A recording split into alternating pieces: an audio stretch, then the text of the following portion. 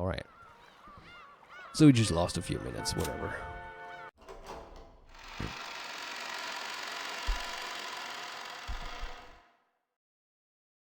If it's still sounding weird for anybody, then I won't know what to do, but I think it was just the sleep mode. Okay. Was it someone's alarm clock? Beep beep. An electronic tone repeatedly rang out through the room.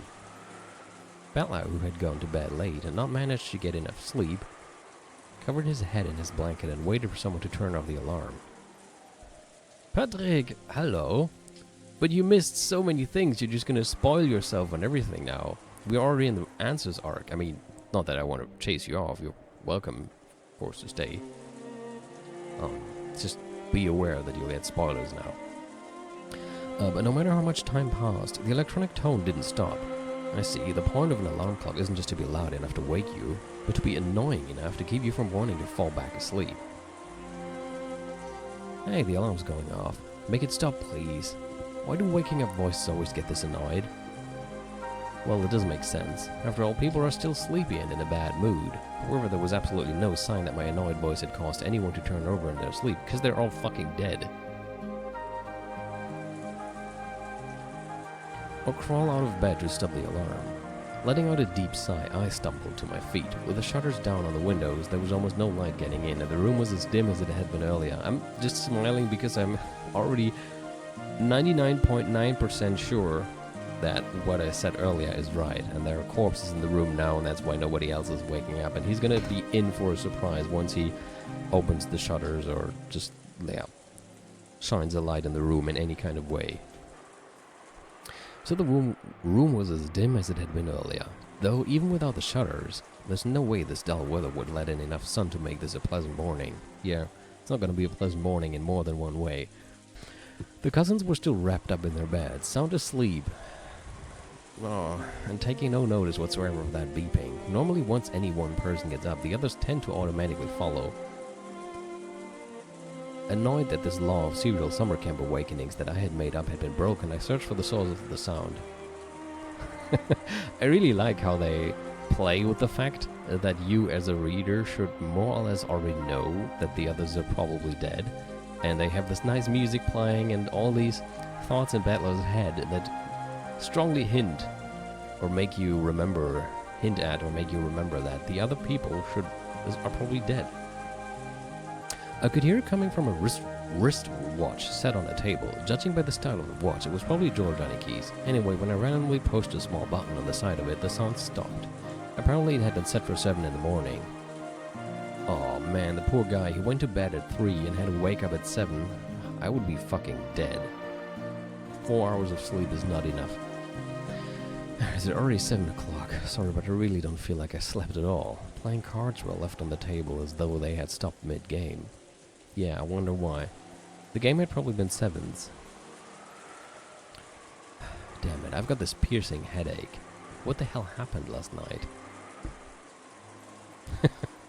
That mountain of gold and the subsequent argument between the relatives all feel like a bad dream. So stupid. Breakfast normally came at 8. Now wasn't a bad time to start getting up and getting dressed. Even those adults probably won't argue in front of the cousins. Unless the cousins are fucking dead. In that case, I'll stay with my cousins all day long. Yeah, not gonna happen. I'm sure they'll be able to separate me from all this annoying talk about the gold and being the successor and all. In fact, I should have done this from the beginning. I felt disgusting having slept with my clothes on last night, which caused me to get all sweaty. I guess I'll take a shower. I'm sure the others want to as well. At this age, it's embarrassing to wake them by shaking their shoulders. You should try that. Maybe their heads will come off. If I turn the TV on, everyone will probably wake up. Well, let's at least turn the lights on for now. I'm just smiling because I have this, I don't know, evil Schadenfreude almost at what's about to go down. In this dim light with the quiet sound of the never-ending wind and rain, it really doesn't feel like morning has come yet. I flipped the light switch, and then that dimly lit morning ended.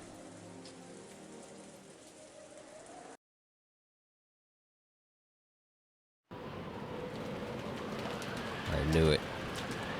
Oh, we're not even gonna get a reaction. Okay, I see. We just jump forward because, I mean, we've had more than enough grief-filled reactions to horrible murders. George!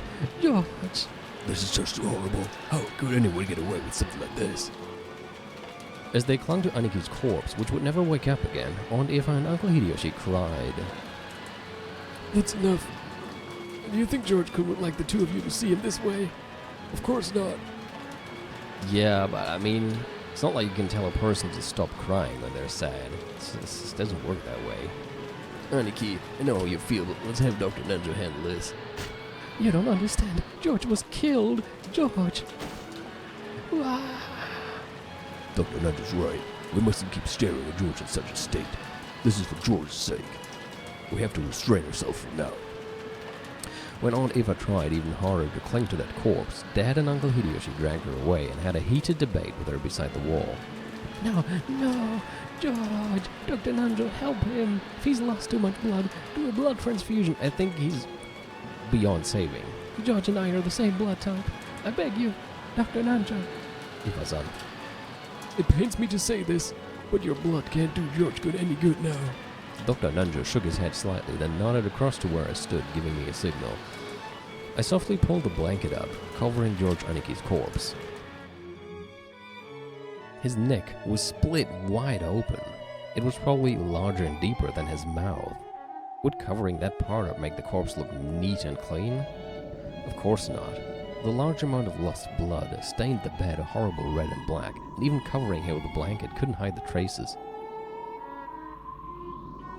After all, even the blanket had large red-black stains, and covering him with it made his corpse look even more gruesome, so I stripped the blanket off of my bed and placed it on top of the first one. But there were only 2 extra blankets, so if we covered one more of the corpses, we wouldn't be able to cover any more. I feel bad about the ones we can't cover, but for some reason times like these make me feel like muttering don't complain about it being unfair inside my head. Kirya, put blankets over all of them. Wouldn't want them to catch a cold. Sure. Kirya-san and I started covering the other corpses up to their heads with their blankets, just like George Aniki's, so that they wouldn't have to undergo any more shame with their terrible wounds exposed like this. In one bed rested Jessica. Jessica was exactly the same as George Aniki. Though she appeared to be resting quietly in the bed, her neck had been sliced deep and the wound lay open in a brutal way. Do we already get this here? No, we don't. See, but this is... I still think, this is my guess at what's gonna happen soon, is that we already saw how Erika accused Natsuhi of being the culprit, but I cannot see that being the truth. Like, I can't imagine that to be the case. I mean, as much as she was in trouble and really looking for a way out, I don't think she would murder her own daughter as a way out of all this trouble that she was in. I just don't see her doing that. I can't imagine. I mean, she was also... Think of Klaus. She also was refused to let go of him, even if it could have saved their family when he brought up the divorce and everything. So I don't think that she would sacrifice Jessica either.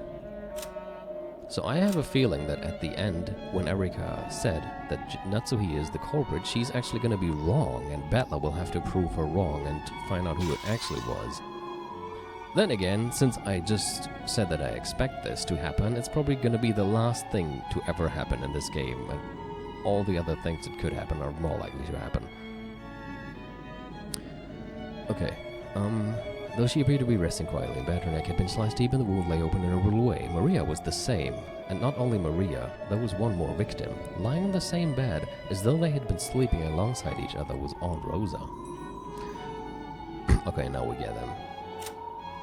It's gonna be the same... Yeah, we've already read this at the beginning of episode 5. George, Aniki, Jessica, Maria, and Aunt Rosa. In this room were 4 humans who had been killed, with their necks sliced open. They'd probably been like that since last night. I had returned without noticing anything, gotten in bed and fallen asleep, so I was right, he just had a nice sleep among corpses, which I still maintain is pretty creepy. All of them had a horizontal cut across their throats. I had been forced to see all the way into the depth of those gashes in everyone's throats. At worst, the wounds might have been deep enough to stretch halfway through their necks. If you tried to open it up, you'd probably be able to see that the gash reached all the way to the bone. Yeah, could you please not explain that in such detail? Who said I wanted to know this? The only wounds were the single gashes on each neck. Then again, we need to know this to figure out how they were killed, right? So if you just cover their necks with your hand, you might be able to persuade yourself that they were merely sleeping. But even so, this frighteningly deep wound was incredibly gruesome. There's no such thing as clean or dirty ways of killing. All methods of killing are equally brutal, but even so, the brutality here was just horrible. And there was one more thing that adorned these brutal murders, making them even more unsettling. Oh, drawn very large on the wall was something like an eerie magic circle. That's this again. It was drawn in a bright red paint that looked like blood, and made it look as though some creepy ceremony had taken place in this room. But the four of them offered as human sacrifices. However, that wasn't what we were concerned about. No one has a heart so cold that they could witness the death of those close to them, and still worry about some scribbles on the wall.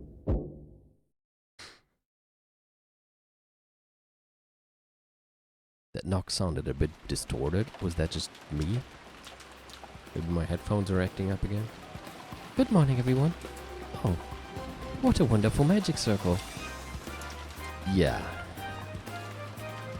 The girl who bragged that she drew more pleasure from the process of exposing the truth than the truth itself, and who went so far as to call herself an intellectual rapist, appeared in the hall. When she saw the extraordinarily creepy magic circle in this gruesome room, I heard what was unmistakably a sigh of admiration escape her lips. You don't come in here. I just heard about it in the corridor. It's for people who've passed away, correct? Allow me to express my sincere regrets. On Erica's face, no, that's not it. It was in her eyes. In Erica's eyes, I could see an indiscreet smile that was hard to describe. She found this interesting. She found the outbreak of a crime interesting. It was like the smile of a kid off to the side of the stage just before her turn to appear in a school play. That's a cool comparison. Sorry, Erika-chan. We're busy at the moment. Could you wait in your room? Well, we can't have that. It's the detective's right to investigate the scene. We're saying that we have no business with you. Now's the time for outsiders like you to stand back. In my personal opinion, only third-rate mysteries have a suspect who tries to interfere with the investigation and then turns out to be the culprit. Who gives a damn about what you want? Get out. You aren't wanted here. Erika-chan, I'm really sorry, but could you go back to your room? We're busy right now. George! Stand back. I can't investigate the scene like this. If it's necessary, we'll do it ourselves. The police will do it. Like hell, you have the right to bring more shame to everyone's remains than they've already endured.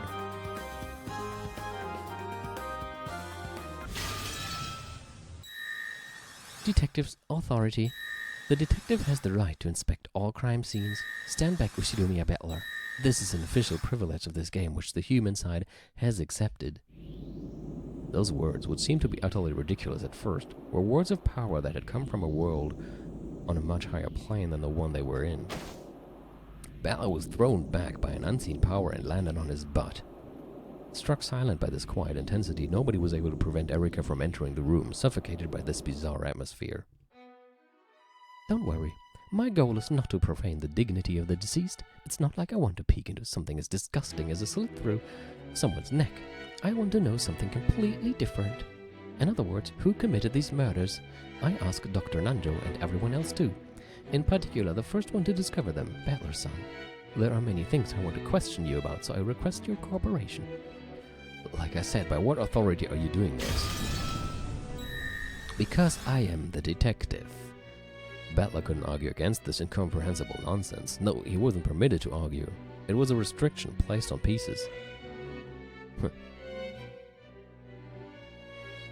Erika summoned Dr. Nanjo and heard the details on his preliminary examination of the corpses. Normally he wouldn't have spoken of that to an outsider so casually. However, for some reason, the atmosphere about the place had become one in which hiding things from Erika was forbidden. Okay, let's enjoy this first twilight of lambdas. 4 corpses. That's 2 corpses short. Well, she doesn't necessarily need to have 6 people killed, but that's how we've been playing. That girl isn't completely clueless, so she must have killed 2 more people somewhere. On the wall was a magic circle representing the first Twilight, similar to the ones in Beato's games. That girl talks tough, but I wonder just how closely she'll be able to imitate Beato. Nahahaha.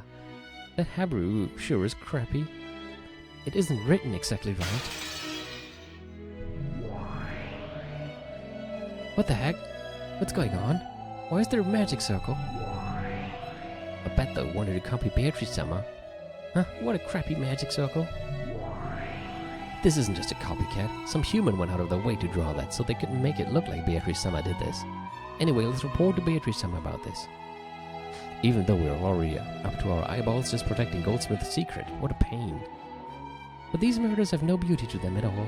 It isn't really a closed room and there's nothing impossible about it. Such pitiful murders aren't worthy of Beatrice Summer at all. Photo to Erica, an unexpected crime and an unexpected woman, and the unexpected man from 19 years ago. And if you add in the fact that Bella's already solved the epitaph, this game is completely different from normal. What the heck is going on? Let's go. Yes, One-sama! Off you go. Man, I need new headphones.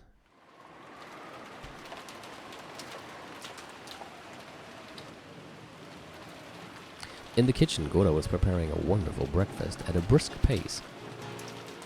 Yeah, he's still in high spirits, but not for much longer, I'd say. The main dish would be herb omelettes. Even simple foods could become an invigorating feast under Goda's skillful hands. He would pre-cook everything beforehand and prepare the food in the dining hall right before everyone's eyes. Goda hummed as he continued his work in high spirits. When Shannon, who was helping out, saw Goda like this, her mood also brightened. She arranged the salad in a neat little pattern and showed it to Goda. How's this? I think it makes the tomato look a bit cute. Very nice. You really know what you're doing, Shannon-san. The two happy people gave each other a high five. Yeah, Shannon is going to be heartbroken very soon as well. Shannon didn't like Goda when he was sneaky, but she had no problems at all with him when he was cooking happily. She sometimes even thought it would be nice if his contract hadn't included any jobs besides cooking. If that had been the case, he wouldn't have had to get in a bad mood doing unnecessary jobs. The dining hall is ready. You can carry it in whenever you want.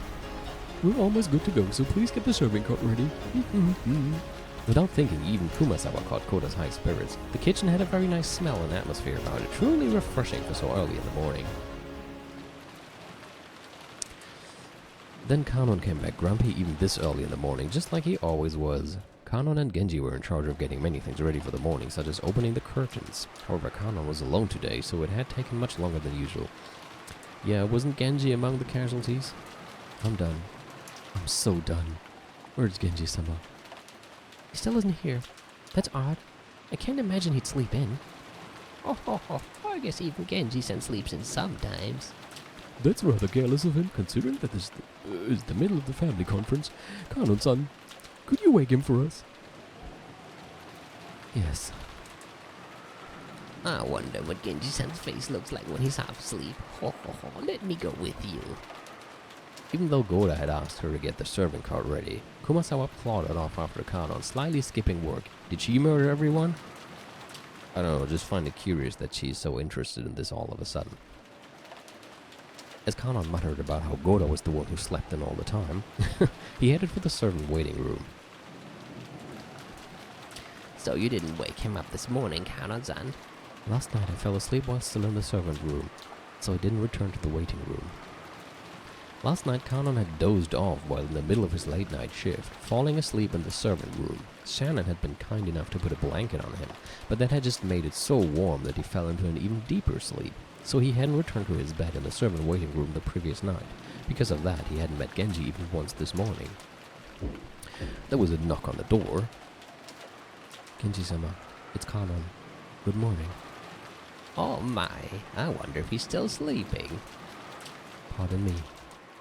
When he tried to open the door, Kanon noticed something strange in the upper part of it. What's that? Packing tape? Packing tape? You mean for packing, well, with packages that you send by, that you bring to the post office? To like, close cardboard boxes and stuff?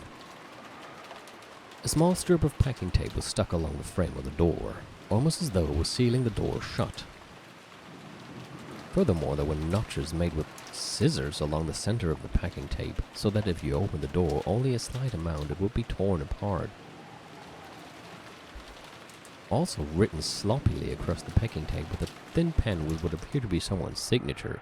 It was written in a very intricate and decorative manner, so even if it was a signature, there was no way of telling whose it was. It's probably some sort of prank. I don't get it, but there's no use worrying about it now. Genji-sama, pardon me. The packing tape tore apart and he opened the door. It wasn't as though anything happened when it split, so the two quickly forgot about that strange tape. The room was dimly lit. The lower bed of the two-level bunk bed still had a lump under the blanket. Apparently Genji was still sleeping. Good morning, Genji-sama. This isn't like you. It's morning. Genji-sama. What is this? What is this? There was a large red-black stain on the blanket. Love the music. Even the servants' blankets were always kept clean. A stain like that definitely shouldn't have been there. Kanon hesitantly peeled back Genji's blanket, saw what was left of him, and was shocked into silence. What the heck? His neck's been cut open. It's thin. You wouldn't be able to leave a cut this deep without a fairly long blade. What's going on? Bella solved the riddle of the epitaph, right? Why are there murders happening? I don't know. In any event, this isn't good. We should report this to Beatrice-sama and Natsuhi-sama. Belva, hurry and report to Lucy Nee. Understood. After dashing out and vomiting all over the place, Kumasawa called Goda and Shannon over so they could vomit too. Then this new pair let out screams identical to the first two. No, don't stop making breakfast. Is that the problem right now? I wouldn't say it is. It's not really the time to be saying that. Exactly. There's no chance I'll have a quiet and peaceful breakfast on the second day. I have a bad feeling about this. Genji might not be the only one. Let's check the entire mansion. Something else might have happened. Yes, One-sama. Who was the sixth person? I forgot again. It's Jessica, George, Maria, Rosa, Genji, and one more. It was not Shannon, Kanon, Goda, and Kumasawa. We saw Kiri and Rudolph. We saw these two. So it's gonna be Kinzo, Klaus. No, wait, not Kinzo. Kinzo is already dead. It's gonna be Klaus or Natsui. We also saw Dr. Nanjo and Erika. It's gonna be one of these two.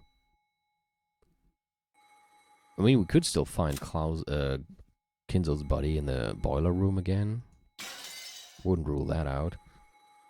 I know we've been shown this, but I forgot already. Natsui sprang awake at the sudden sound of the phone. Even Natsuhi was surprised that she'd woken up. She thought she'd spent the whole night unable to sleep out of fear that the mysterious man might come in at any moment. But she dozed off before she knew it. Well, then it has to be Klaus. I mean, why did I even mention Natsuhi just now? We saw her when she was accused of being the culprit, so she can't be dead. Of course, Natsuhi still didn't feel rested at all. Though she groaned from the dull pain in her head, which hadn't gone away once since last night, she managed to get out of bed. Morning, Natsui-sama. Morning. And what a horrible morning it is. Don't worry. No one tried to enter this room. I see. Thanks for keeping watch all night. Even so, that didn't mean she'd been able to sleep peacefully. The continued ringing of the phone made her headache throb even more strongly. I think you should probably answer the phone. And then I've got some bad news to report from my sisters. Let's leave the bad news for later. I'll answer the phone first. Natsui shook her head to wake herself and picked up the receiver. Then she regretted not listening to Lucifer's bad news first, because she wanted the first thing she heard in this whole morning to be something better than this. Morning, Mother. Did you sleep well? I don't know why I keep changing his voice. That voice told her that this horrible morning, this nightmare would not stop. I kept my promise. I've been holed up in this room the whole time. Of course, I haven't been on the phone either. But you did pick up the phone just now, did you not? Well,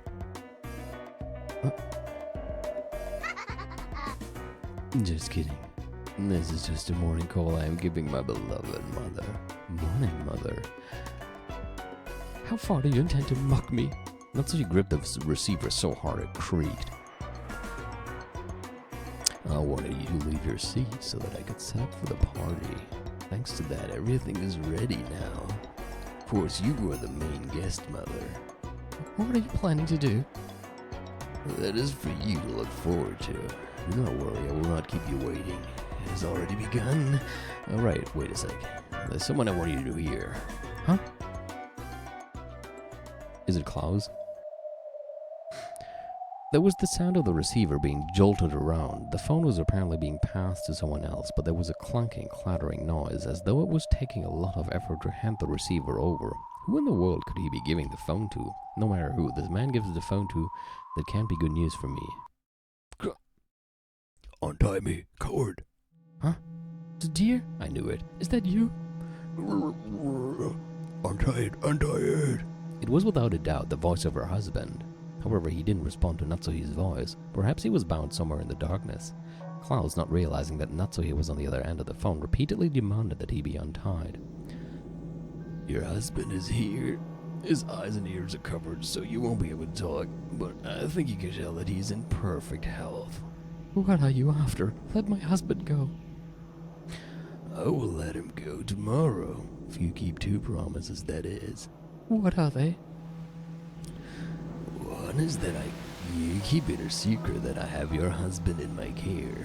There will probably be a fuss when they are unable to find Klaus anywhere in the mansion, but you know nothing, so you will say nothing. Understand? I understand. What's your other condition? Just a little game. At Wednesday, you will go to the foremost guest room on the first floor of the mansion and hide in the closet. You mean 1 a.m. or 1 p.m.? Because 1 a.m. is already over. The guest room? Why should I go into a closet? Just a little hide and seek. If you can hide there for an hour without anyone finding you, you win. If someone does find you, you lose. And if I lose, what happens? Nothing in particular. Is that not what playing is all about? If you play along with this hide and seek, I will release your husband tomorrow. Will you really keep that promise, I wonder? Of course. Make sure you do too, mother. If you break your promise, I will know right away. At that time, there was suddenly a loud knock on the door to Natsuhi's room. Her heart leapt automatically. Madam, are you there? Good morning. It's Goda and Kanon. Madam, please wake up. The voices coming from across the door were Kanon's and Goda's. The knock had been wild and the voices a little shrill. It seemed that something strange had happened and that they were agitated. What is it? Did something happen? It's nothing. Oh, it's her son. What is it? Did something happen? It's nothing. It looks like the servants have arrived. I'm hanging up. Sure, I have said everything I wanted to, so do not break a promise.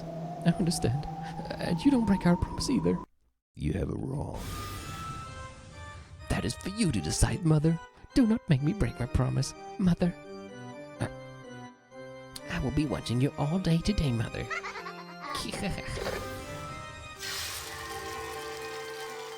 Lambda slammed the receiver down on the antique phone. Then the phone exploded into bits and became a golden splash, then a cloud of gold butterflies, and then disappeared. Dance for me, Natsuhi. Dance in fear of your sin 19 years ago. My turn's going pretty well. Okay, your turn now, Burn.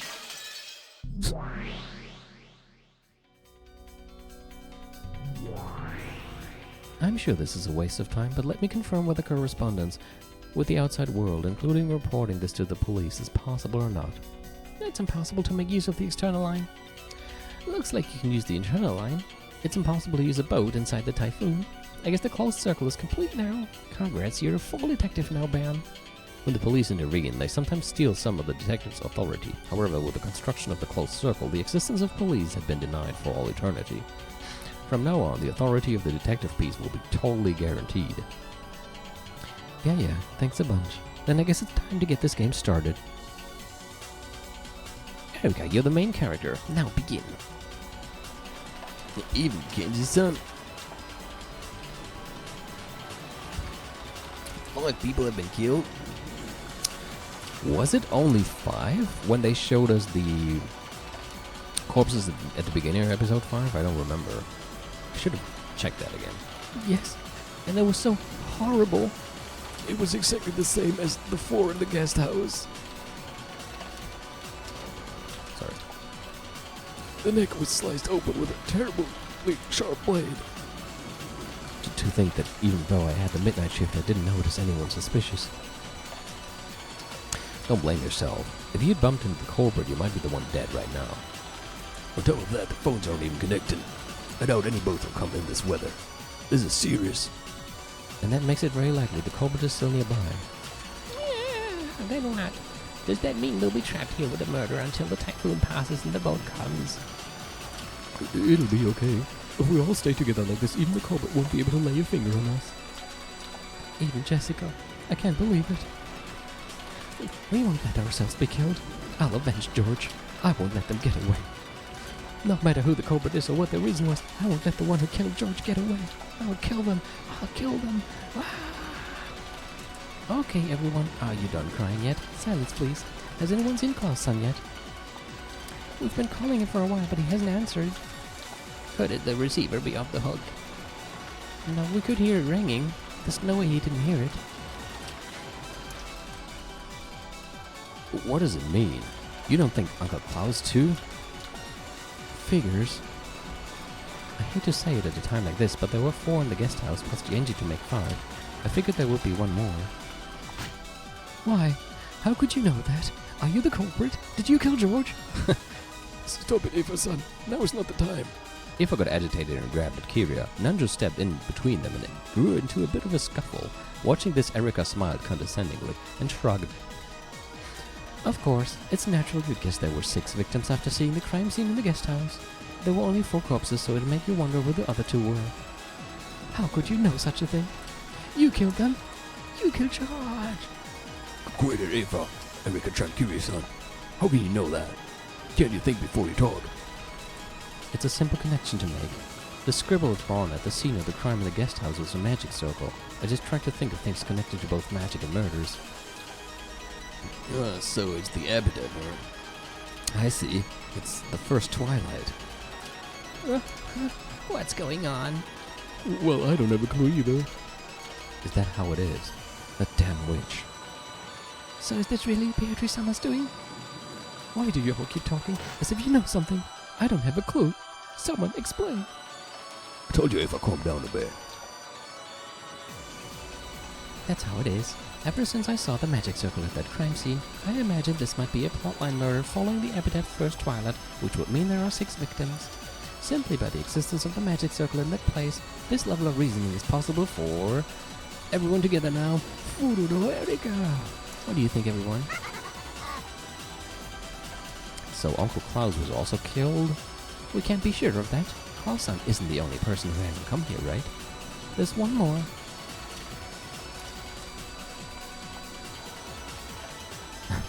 For just an instant, Natsuhi's brow furrowed. So she hadn't been able to avoid the topic of the study after all. You don't mean Dad? Hey, someone must have contacted the study, right? Of course we called and even knocked on the door, but there was no answer. Father is immersing himself in his research. He sometimes leaves the receiver off the hook because he doesn't want to be called and even ignores any knocking. Oh, but the phone was ringing. Anyway, let's first check to see that my husband is safe. Let's go to his room. Natsuhi stood up in a flurry and dashed out into the corridor. Rudolph and the others immediately chased after her, telling her to wait. Come on, let's all go together. In both third-rate mysteries and third-rate horrors, people who act alone tend to die first. Yeah, this game is just the same. Theatre really is third-rate. Oh, but in third-rate disaster movies and third-rate action movies, people who act alone do survive, right? Weird.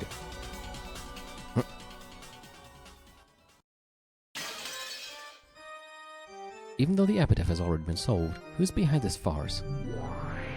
It might be the work of this man from 19 years ago who is thought to be Lady Lambda Delta's piece. Oh yes, that can't be true. In the games up until now, Beatrice already stated that Kinzo has vanished, meaning that no more than 17 people exist and no 18th person exists. Now that Erica has been added, it's been stated that no 19th person exists. There's no room for this man from 19 years ago to appear on the island.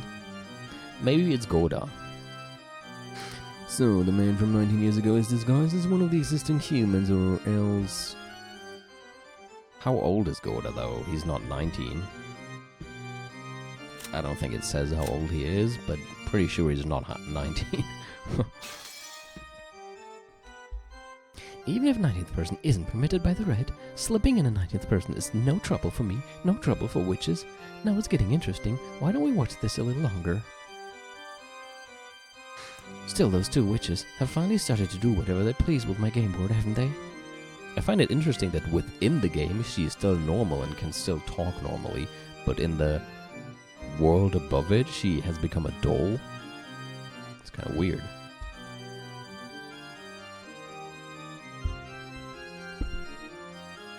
Didn't you know that would happen when you invited them? As a witch, I have the same dislike for boredom as they do. Even the unexpected brings the kind of joy a witch expects. Very well, bring it on. It's great that you're so eager, but things have taken a nasty turn, get it? Indeed. Perhaps this isn't the best time to wait and see what happens next. I know that. At this rate, Kinzel's existence will become an issue once again, and the barrier around the study won't last long. That isn't all. Things are going to get even worse. See? Move on. Move 2. Move 3. And then you're cornered. Not so he. Gob whispered something into Beato's ear. Beato's mouth slowly widened to a grin. Erica bringing everyone together is actually convenient for us. All darkness outside the range of observers belongs to us demons. This may be the only time to make that move. Natsuhi is the king. She can't move far, but we cannot allow her to be taken. Let's take the initiative. If we slip up here, Natsuhi will be cornered. Gob, can I count on you? Of course. I'll blow a hole through close room tricks, alibis and mysteries alike.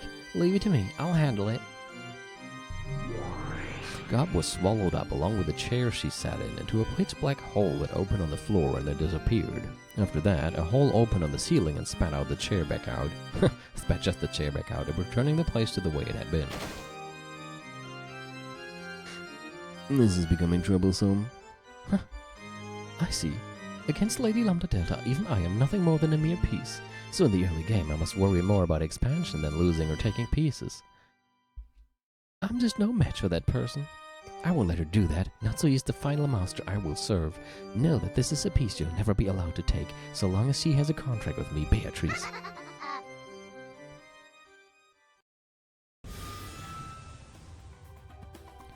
Klaus's room was empty. The bed was too, but massive bloodstains similar to the other crime scenes remained. But there was no corpse. Nope. Then he isn't dead. Maybe not. What's going on? Where's Nissan? Judging by this bloodstained bed, I don't like to think about it, but we should probably assume that he was killed and had his neck cut open just like the people in the guest house. Probably. Judging by the amount of bloodlust, it's hard to imagine that he's okay. But where did Klaus-sama go? Large amounts of blood stained the top of the bed, but there were no similar marks on the floor of the room. I heard that. Ushidomiya Klaus went missing from his personal room on the second floor of the mansion. There were large traces of blood left behind, making the situation similar to those of the other victims. He is the only victim in the first Twilight whose corpse was never witnessed. Whether Klaus had been seriously wounded and wandered off somewhere, or killed and carried somewhere, they had no clue where this somewhere might be. Natsuhi knew. Though Klaus had been sounding far from his best over the phone, at least he hadn't sounded like he was on the brink of death. Yeah, but you don't know what happened to him after the phone was hung up. Who's to say that this mysterious person is going to keep their promise? Might as well be that that person just killed Klaus right after hanging up. In other words, these bloodstains had to be a setup. That might not even be blood. However, just what was that man thinking? What's this supposed to be? What the heck? So in the first Twilight, there were 6 sacrifices. Was Klaus Nissan in the habit of locking his door? We just came in without unlocking it. Yes, Klaus also has a habit of locking up. At this house, Madam has ordered that all non-public areas be locked. How many keys can unlock Uncle Klaus's room? In addition to the one key Klaus held, there's the master keys. Oh, all that stuff about keys is a pointless argument. Did you forget that Genji-san is already a victim? His master key is missing. That means all the locks in this mansion are meaningless. How boring. In other words, no closed room murders have existed or will exist in this mansion. Sheesh, this is getting to be a pretty boring mystery. Erika laughed over this murder in disappointment as though it was something she was watching on TV. I can't understand it. Why is her world so different from ours? It's almost like she's in a separate dimension from us. Was Jessica also this in a bed? Oh, she hasn't seen her yet, huh? Yes, that's right. Just like George, her neck was cut. Jessica. Let me be with Jessica. I haven't even seen Jessica's face yet. Jessica! Wait up, Matsui-san. The Cobra might still be hiding nearby. It will be dangerous to let her be alone. Natsuhi flew out of the room and dashed towards the guest house. This time, it was only natural. Natsuhi still hadn't even seen Jessica's dying face. Everyone probably thought that. Of course, even Natsuhi was half thinking that. The other half was her desire to shift everyone else's attention away from the study. Strange crimes had occurred, the gold had been discovered, and some relatives had even recommended Butler to be the successor. Even in these twisted circumstances, she had to protect Kinzo's secret. Oh, if my head is going to be wrecked by this... It's going to be wrecked by the suffering anyway. Please, just let my head explode right now. I mean, that would be quite the sight, wouldn't it? That way I won't have to suffer any longer. I'm just picturing her head exploding in the middle of her running up the stairs. So everyone, for Natsuhi-san's sake, let's return to the guest house for the time being. Though it's not as though seeing their dead faces is going to lead to any new developments. Do you even have a heart? A heart? What's that? Never mind. Why did I even ask? Just seeing her daughter's dead face wouldn't bring Jessica back to life, nor would it heal Natsuhi's anguish. On the contrary, she would probably wail, wasting a considerable amount of time before being able to think properly again. This probably sums up Erika's screwed-up argument. Just seeing their dying faces won't lead to any new developments? Like hell it won't. Beato's pieces have brought about a really interesting change. Have they? Are the corpses gone?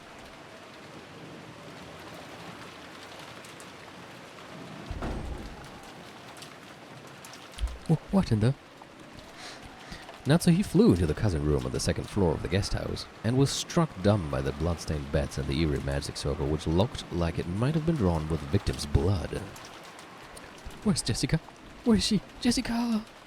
In that bed. A bed? Where? Huh? George? Where is he? I was right? They're gone? Wait a sec, what the hell is going on here? We made sure to lock this room when we left, right?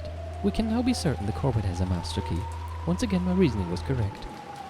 Who cares about your damn reasoning? Where did they go? Where did everyone's corpses go? Nice trick. Hey, look, it's magic, right? That Gabu's will be able to hit the corpse somewhere with magic. Yeah, I guess the things, even the scenes we're shown with Beatrice and Gab and Renov is probably still what Lambda Delta is showing us. That's why there can be a lively Beatrice in the game world, but a soulless, dull Beatrice in the meta world. Because what we're seeing is, as far as I understand it, what Lambda Delta is showing Butler to convince him that magic exists. All of us moved together, so you're trying to say that everyone had alibis. Your reasoning goes like this, right? The 4 of them weren't actually dead, they were just playing dead. Then when no one else was around, they hid somewhere, am I right? You don't intend to proclaim any of their death in red now, do you? Of course I won't. Unlike that dulled Beato, I don't give red out for free. In that case, I'll be glad to use the blue truth. I can think of many ways to work around something of this level. Sure, go ahead. Blue truth time. Here's the first one I can think of. The victims aren't actually dead. They pretended to be dead, then secretly hid themselves somewhere. But wasn't it said that their fucking neck was split wide open? How could you pretend to have your neck split open so far that you could see the bone? That's gotta be some very good acting. They pretended to be dead, then secretly hid themselves somewhere. After all, you haven't proclaimed anyone's death with the red truth.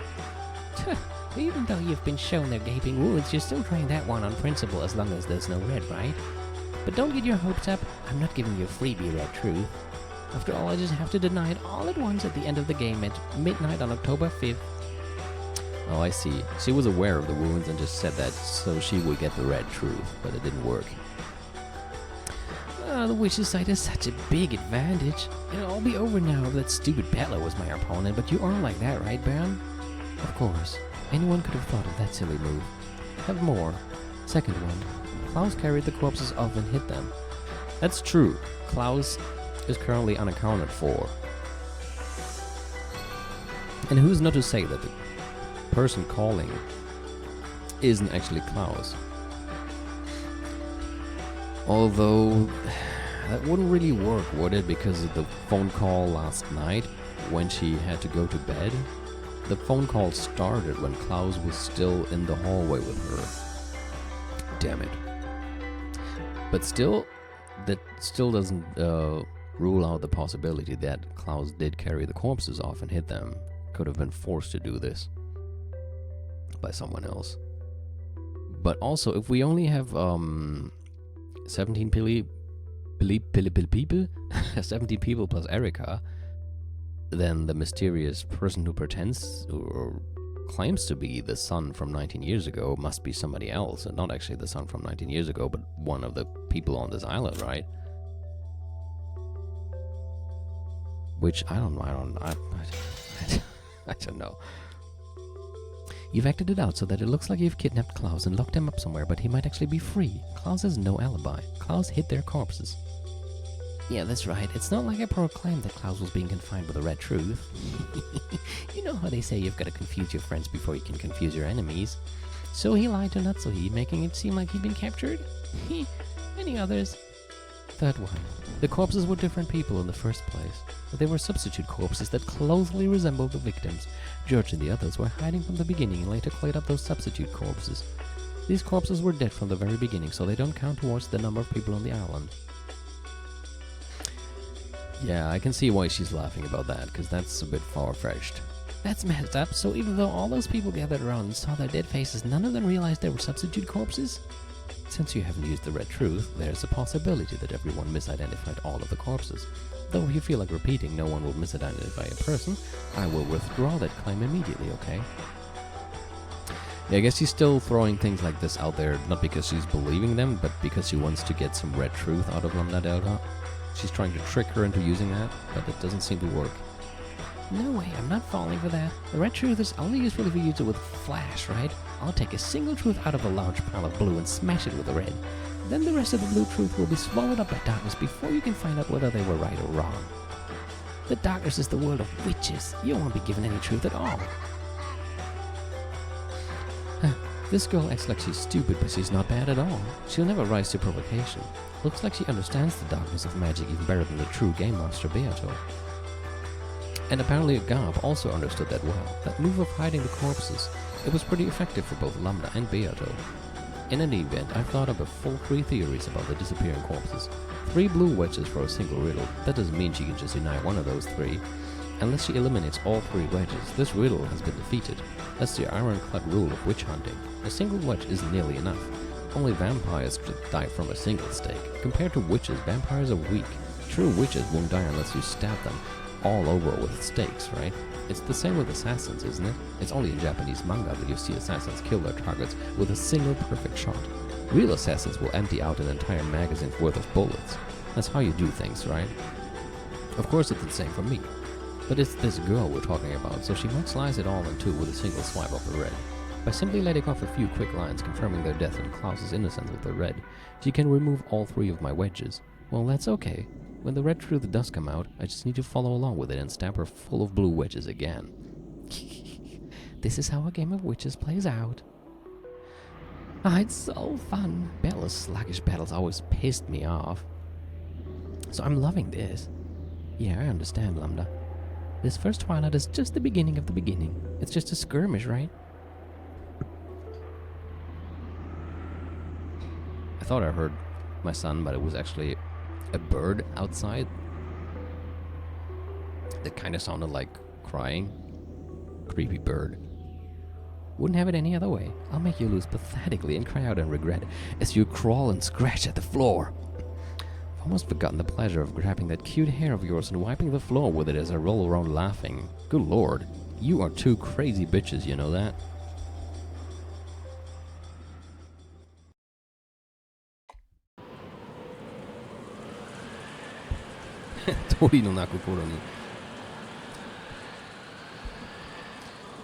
The servant waiting room in the mansion had once again gone silent. There lay Genji's corpse, which had been covered completely with a blanket. In the ceiling of this cramped room, a pitch-black hole appeared, captivating legs sprouted out, and Gob floated downwards. Ouch. Sorry, Genji. You probably want to enjoy your eternal sleep right there, but that's not going to be possible. Please disappear from this place so that you may serve Natsui, the final head of the Ishigami family, even after death. Gob stripped Genji of his clothes. Oh, no, wait. Gob stripped off the blanket as she said this to Genji, who was sleeping peacefully. Then she stared at the deep wound in his neck. That's a nice cut. It must have been made with a single slice. Has anyone who's capable of this manifested yet? Not good. I can't think of anyone decent who might be capable of this. It goes without saying, but witches are capable of summoning beings with a strength proportional to their own ability. The great Lady Lambda Delta called that being here as a trump card in 19th person. Even optimistically speaking, this is on par with Renova and me. Yes, so is there a 19th person now or not? A pitch-black hole opened on the bed, and Genji disappeared as though the bed had swallowed him up. Just like the four in the guest house, Genji's corpse was also hidden in some unknown place. It was a place that no one could find, located neither within this world nor the next. No longer would anyone be able to find their corpses. No longer would anyone be able to confirm their death. She carried Genji's corpse to this place of endless silence, where it would never be disturbed. There's no corpse. A person goes missing. When a person's missing, people both suspect that they might be the culprit and suspect that they might be victims, truly like the inside of a cat box. The darkness inside of a cat box that'll never be opened is where we demons and witches reside. You are a bit too slow, Miss Great Detective. Gob licked her lips and gulped. I wonder why Gob-sama's going around hiding corpses. I don't know, but Gob-sama is pretty cool. She's just so awesome. Yeah, well, not her fashion. Then again, you're not one to talk. Don't be stupid. What happened to standing guard? The humans are returning from the guest house. Gob-sama. Yes, let's disperse. This should be enough to give Natsuhi a way out.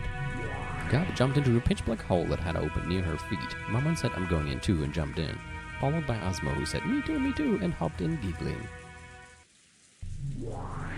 As Satan hesitated over what to do, the hole closed. And you call yourselves members of the Seven Sisters of Purgatory? How childish. So stupid.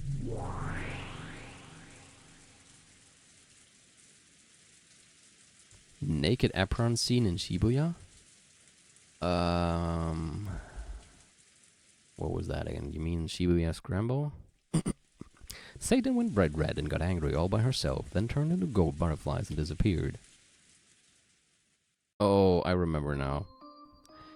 The naked apron scene. Oh. It seems Gob has succeeded in moving the 5 corpses. Well done. However, the next part is tricky. They will probably be somewhat surprised at the disappearance of Genji's corpse. Somewhat? What do you mean, somewhat? They're gonna be totally surprised. What else? Well, their interest will most likely swing back to Kinzo's study after that. There are 2 keys to the study. It's fortunate that Natsuhi is in possession of both. If she had left one with Genji, it would probably have fallen into Lady Lambda Delta's hands by now. It seems that Lady Lambda Delta has no intention of hiding Kinzo's death. Apparently she plans to fight while ignoring the moat, towers and ramparts that you have created. This has become a strange triangular confrontation. We are all each other's enemies, but we will sometimes join forces without notice. In a 3-way fight, just when you think it's 2 against 1, it suddenly becomes 1 against 2. That's what it's like. The Chinese Battle Royale. Don't you think it's like that Records of the Three Kingdoms thing? Oh, that. Oh, the Longzong, I don't know how you pronounce that. Christian probably knows. The Longzong plan. That's quite a sophisticated analogy to hear coming from you.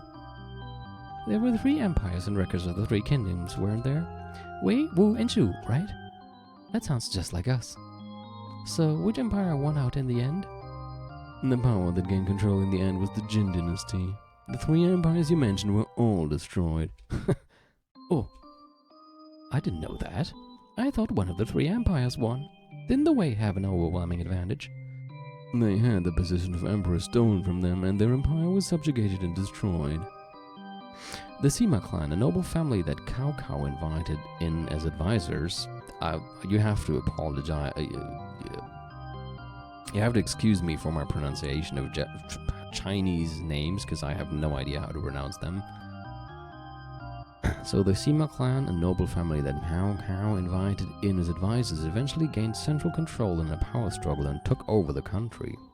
So they were invited in as advisors, and they seized control. Very interesting. That lady Lambda Delta. Pardon me. The humans have confirmed the disappearance of Genji's corpse in the servant waiting room. They have started moving towards Lord Goldsmith's study. Reese! They're coming! Let them come. The humans and the witches of certainty and miracles.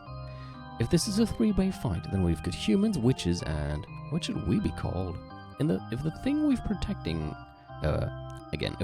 protecting for the time being is Kenzo's phantom, so are we phantoms then? Maybe you're phantom thieves, and we're just about to change to Persona 5. Man, that was a great game too. Which I also plan on streaming someday. But on very easy mode, so we can just have the story and not hours of dungeon crawling.